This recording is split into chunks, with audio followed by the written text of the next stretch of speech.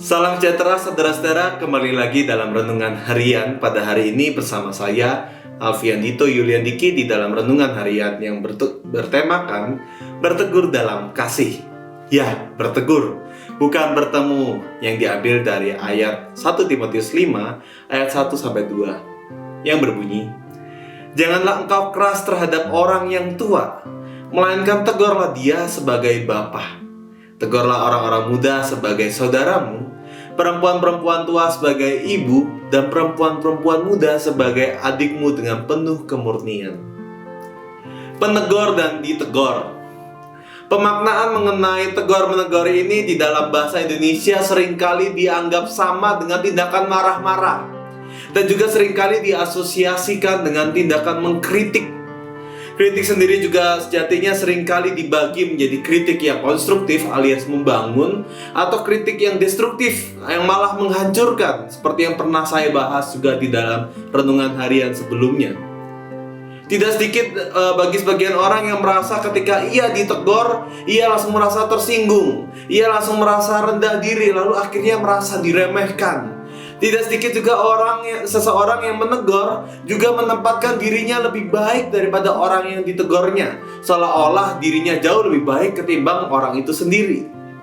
Lalu bagaimana dengan tegur yang dimaksud di dalam ayat bacaan kita di dalam 1 Timotius 5 ini? Kalimat tegurlah di dalam ayat 1 bacaan kita pada hari ini memiliki makna yang mungkin sedikit berbeda dari terjemahan bahasa Indonesia. Kata tegur menggunakan kata paraklei atau parakleo, yang dalam bahasa Inggris diterjemahkan sebagai to appeal, menarik, exhort atau menasihati, encourage, menyemangati, dan juga comfort dan cheer up, menghibur. Ada kata menghibur di dalam teguran.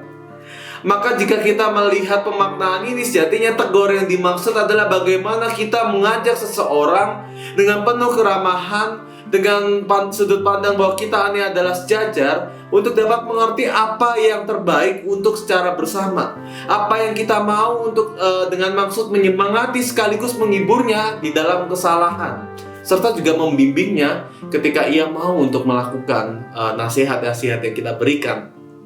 Ketika kita menghayati ini, maka kita akan melihat kata tegur ini dengan sudut pandang yang berbeda, yakni kita menegur dengan tujuan yang merangkul orang yang ditegur.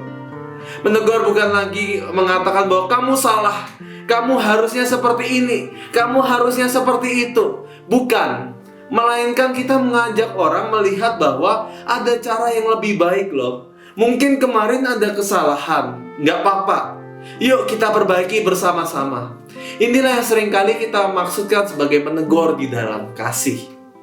Di dalam teguran itu kita tidak hanya menghakimi seseorang atas kesalahannya, melainkan kita mampu memberi penghiburan, memberikan semangat, memberikan apresiasi atas hal-hal yang telah dilakukan, memberikan semangat juga untuk mampu melakukan yang lebih baik lagi ke depannya.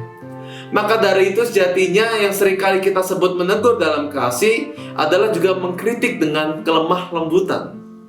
Ayat bacaan ini juga secara tidak langsung mengajak kita untuk menegur sesama kita satu sama lain, rekan di dalam pelayanan ataupun orang-orang yang ada di keluarga kita sebagai saudara terdekat kita.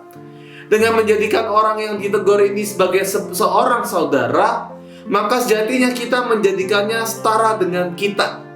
Bukan lagi mengatakan bahwa Anda benar dan saya benar dan Anda salah, melainkan bagaimana kita mampu untuk merangkul, kita mampu untuk mendidik di dalam rasa sukacita serta rasa persaudaraan. Hal ini mungkin tidaklah mudah, karena mungkin seringkali ketika kita menegur seseorang, kita juga kayaknya terbawa oleh emosi, larut di dalam emosi, sehingga kita jatuh pada keinginan untuk saling menyalahkan. Maka dari itu ketika kita melihat ini, marilah kita bersama-sama melatih diri untuk mampu menegur satu sama lain di dalam rasa kesaudaraan yang sama serta dengan penuh rasa sukacita. Tuhan Yesus memberkati kita semua. Amin.